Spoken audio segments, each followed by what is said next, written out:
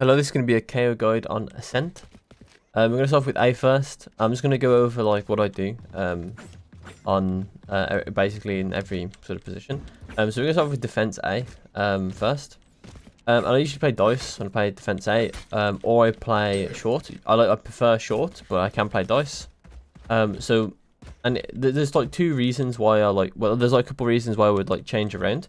So this would be like the best place for Kayo on Ascent, and the reason being is because he used to be very, very strong at just pop flashing through these smokes that people would used to place here. That was one of the biggest reasons why he was strong, at least in solo queue, and that A was very, very difficult unless you split and try and shut down the KO, because it was very, very hard to get pop flashed out the smoke constantly. Obviously, it's still possible to do it with the strong smoke. It's just strong flash, left flash. Because the pop flash is a bit weaker now, but it is still possible to get the left click flash out if you like bounce off the floor and it just pops out outside the smoke. And from this position, you have like a couple knives you can do. So this is the first knife, and this is the other knife. These two knives are going to give you a lot of information. You'll see also, I would recommend like at the start of the game, so early rounds, you can do knives like this. And what that will do is that will make the enemy team adapt to waiting a couple seconds for a knife they aim to go A. And you don't even have to throw the knife every round, right? You just throw it like the first like 2 or 3 rounds on defense. Unless obviously they are hard rushing constantly, then I wouldn't bother. If they're hard rushing, like on the third, if they hard rush on the third round and they like win the second round, or if you win the second round, if they hard rush on the third round, then I would stop throwing this knife.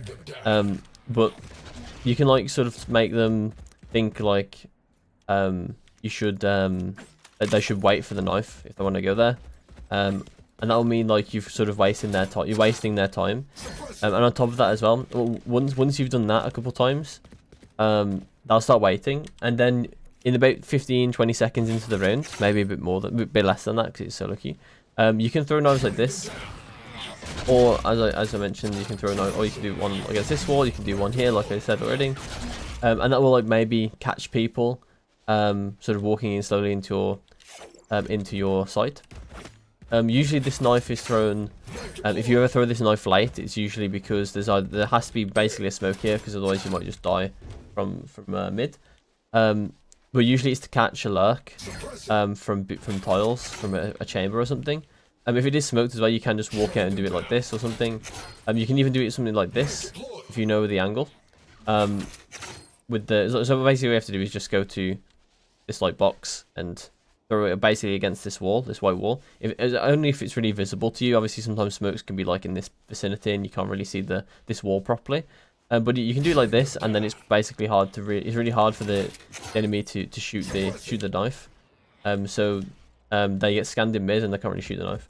But that's like very, very intricate, and you don't really need to do it like that. You can probably just throw it mid and they'll probably not even shoot it.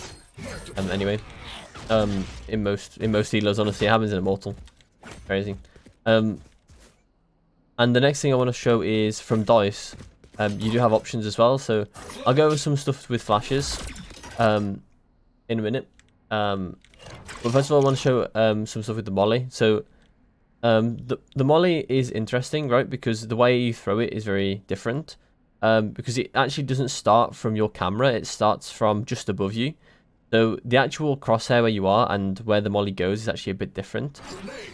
So it's almost like it's like calibrated. The crosshair is calibrated to be like 10 meters extra to where it actually lands.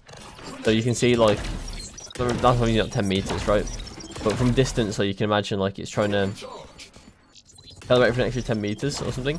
So this is like a normal molly. You just aim it at the top of the box. But if you want a better molly, you actually aim slightly lower. You can aim there, or you can aim even lower than that. You can aim like this, I think. Yep. And what that will do is it will make the best type of molly you can get. So what this does is having a molly that actually spreads out to the edges of this. So like comes out like this. And it's actually stronger because it means that they're in the molly for longer when they have to fight people. So if you put the molly like perfectly in the smoke, like say in this like sort of vicinity, like this. Say that's like perfectly in the smoke, maybe a bit deeper than that. Because if they're like perfectly in the smoke, the problem with that is that they don't have to fight anyone while standing in the molly. But if it's like a bit more further out, then they have to fight people while standing in the molly. And it makes it a lot harder for them to go in. Bear in mind, it actually does come with a slight drawback where if they are waiting for the molly to go and then they're going to go in, it gives them slightly more distance to set up, so they can actually sit in this smoke a bit closer to you. So sort of like a jet dash can be a bit faster than you might realise. So that's the only drawback to it, but most of the time you won't actually encounter that drawback. I'm going to show off some flashes real quick. So the thing with Kayo flashes right now, I'll show this on attack as well, is that he's really reliant now on his left click flashes, I think, personally. Maybe I'm actually be wrong on that, but I think his left click flashes are really good, and you should be learning lineups for them, even in like silly situations, and you should also understand how they work when you want to pop flash. So if I want to pop flash this, I want to be using the wall to my advantage. So say if I want to pop flash door, right, obviously this is like out of the game, this is like practice sort of mode, right? This is like hypothetical scenario sort of mode, just so I can show off the flash. So I want to bounce off this wall so it just about goes past, and I can also run out. So it detonated about, if I go no clip, it detonated about here. And it only like, it came out the wall like a pop flash at the top. That's kind of like how you want to do it. And you can even go further back and do it so it actually is like a proper pop flash. So it popped out the flash, sorry, it popped out the wall like here, and it's basically impossible for the enemy to turn. And honestly, one of the best parts about it is that you can actually just swing while it's going off. So because you barely flash, it's like a 0 point something flash for you. So you don't really get flashed, and you can fight the person as they're flashed. Bear in mind that if they do see you before the flash goes off, then you can still die, because they'll kind of like just start spraying where you were, or like where they thought you were, if they do see you before the flash goes off. You don't want to do it too fast. I'll show you a setup flash on A that I saw on Tenz's stream. When Tenz, I saw it on, actually I think I saw it on Jarso actually, on Tenz's stream, which is funny. So with these wires, there's like this U-shaped wire here, and you want to stand like a bit far away from the gen. You want a bit like stand like a step away from the gen. Or maybe a step or two away from the gen. And this U-shaped wire is what we were going to use to line this up. So when the wire meets this sort of rim of the wall here, and this like little lip, you want to line up with this corner and then go down the rim slightly, and then throw the flash. And what I'll do is it will make it so it will land behind the. Okay, well, I did it slightly wrong. I did it slightly wrong. Sorry, this part here is a bit hard. Like you gotta get it right. I think it's too far left is the problem. No, it's too far right is the problem. Okay. There you go. I think that was it. So what it will do is it will yeah, there we go. I got it there. So what it will do is it will detonate below the wall, and I didn't get flashed there, you see. So it's really good for flashing you out and teammates out, right? So if you've got a teammate on dice that like that's going to swing right, then you can actually flash for them, and it won't flash your teammate, but it will flash the enemy. Okay, I keep doing it slightly wrong. It is a bit sensitive with the flash, right? Because it's like just about getting below this wall, so it's a bit hard to do perfectly. And I can imagine with some practice you'll get it right every time.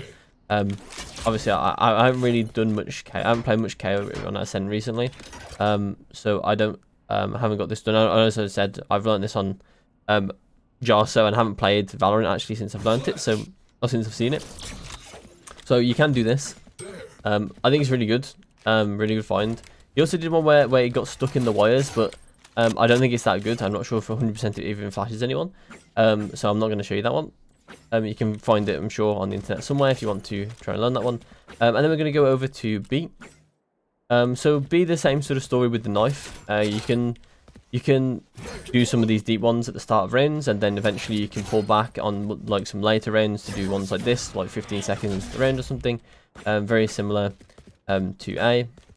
And there aren't many like set flashes I have for B. It's a lot of the on the fly sort of flashes, like these ones, where I'll be in logs and I'll decide to do like pop flashes that come out.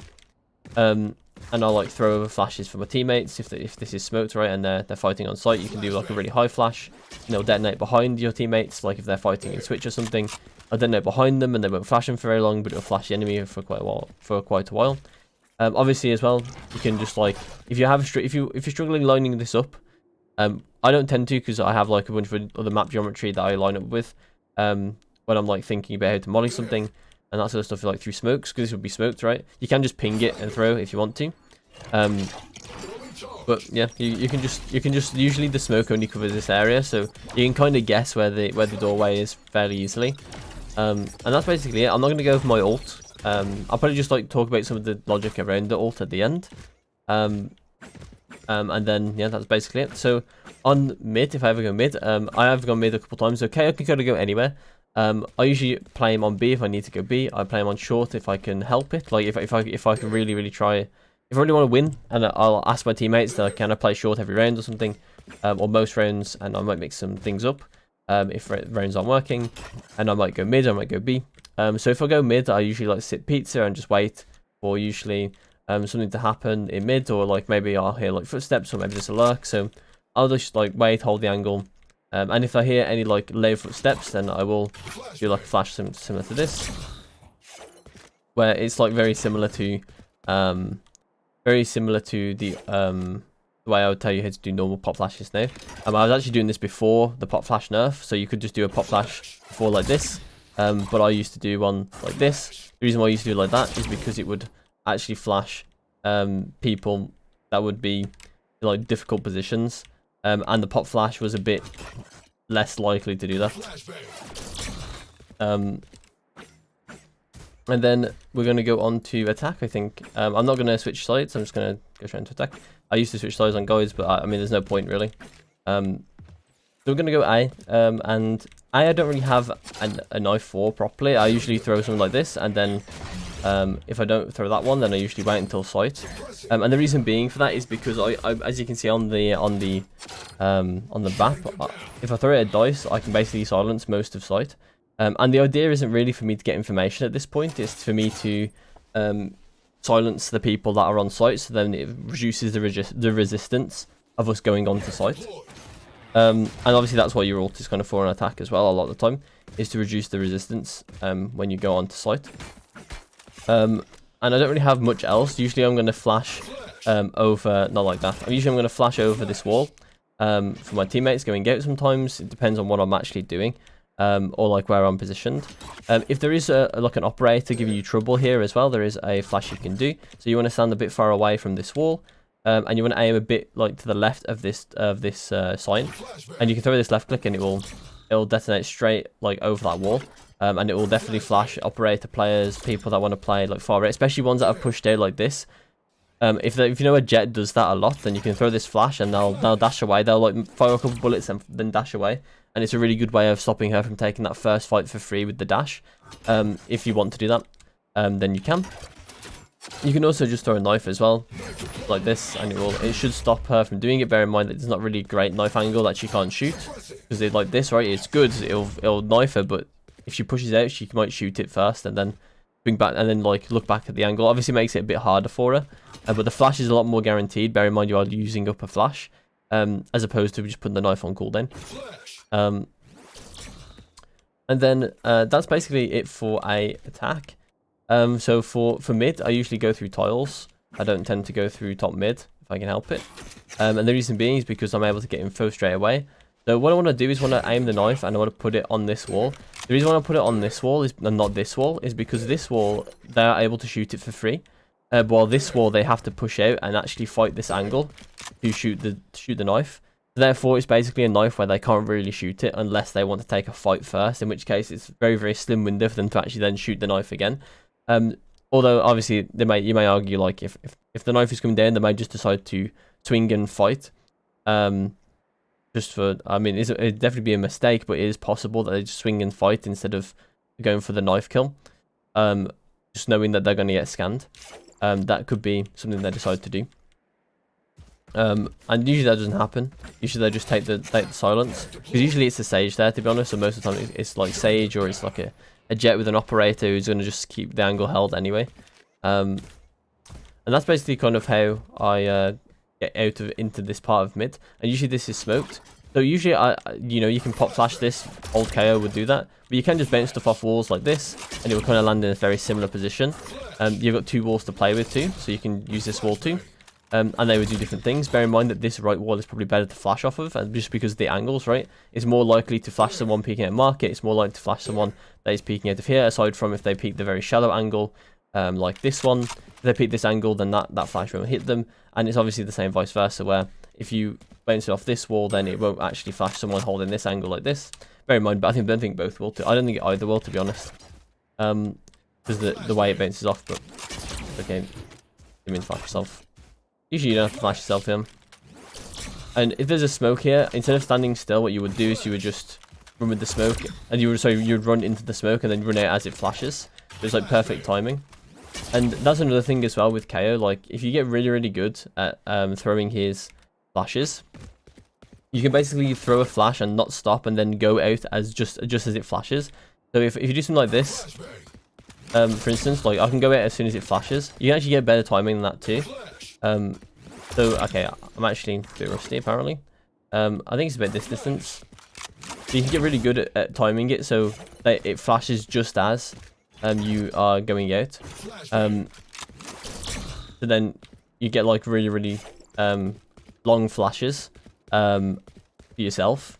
Because before you'd obviously get a fine flash for yourself. You get the 2-second flash, but now with the nerf, you want to be able to like kind of know those timings, or like be able to flash off walls like this properly. So then yeah, you just want to make sure you're learning those fundamentals of Kayo. And the final one is B defense. Oh sorry, B defense. B attack. So what I'll do for my default knife if we're gonna attack B is I'll go up to this door and I'll line myself up with the edge of it, and I'll aim at the top left of this window here with the knife, and it will land on top of this roof, and scan most of sight and most of like the front of sight. It basically just stops people from sitting in switch. It stops people from sitting in annoying angles close sight. It also will scan people that are trying to spray you here like this, and it may even deter them from doing that play, because they don't have like maybe ways to get out. They don't have util to defend themselves, so they don't want to be in this lane area, because you might come out fast if you've got like maybe a Rainer and run them down jet, like someone with like flashes like Yoru or Phoenix running them down, so they might not be able to like fight while silenced as well. So that can help you get out onto sight. And then I'll usually follow this up with a flash out the window. Usually not hitting the edge of the window, but it does look cool. Usually not hitting the edge of the window.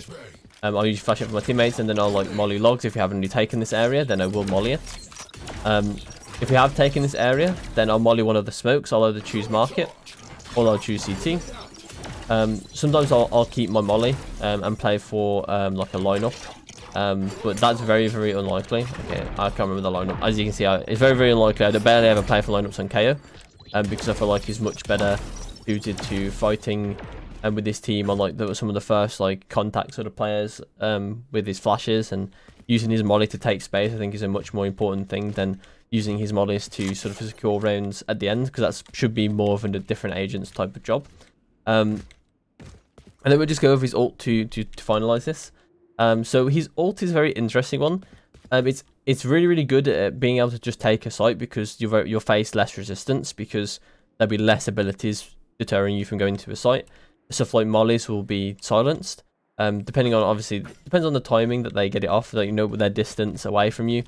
Sometimes a Brim can get it off if he's like sitting really far back in CT and you've used your ult early. So just be careful of those sort of things. You want to be kind of up in their face a bit when you ult. You want to be like at the edge of main if you're like going into the site.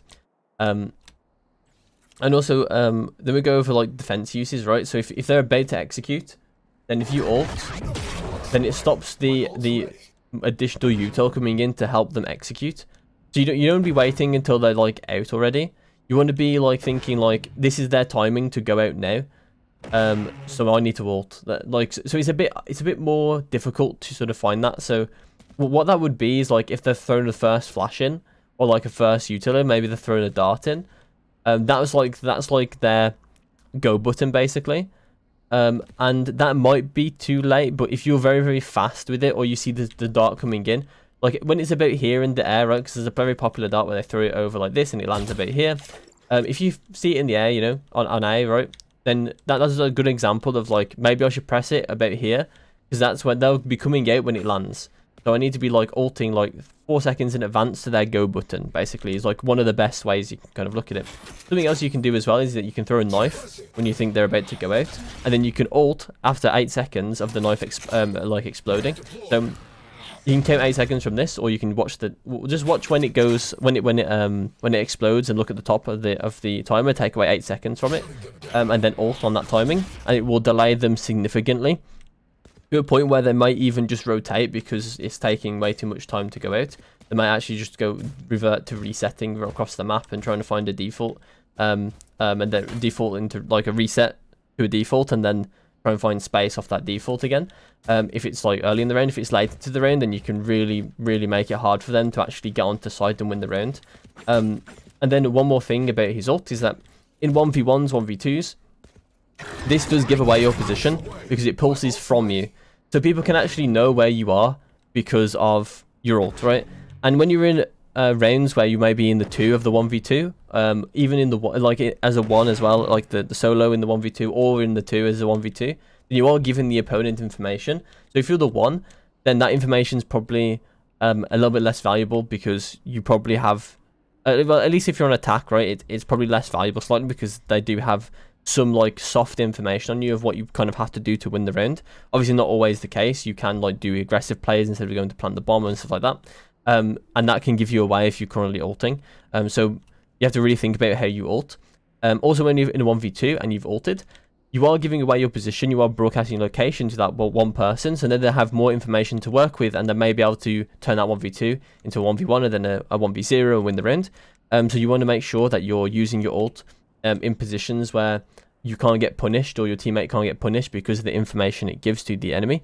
But bear in mind that most of the time you probably won't be in that scenario. Most of the time it's going to be you're going to use your ult to sort of deter them from getting onto site, or you're going to use your ult to attack a site, because it is very strong at those two things.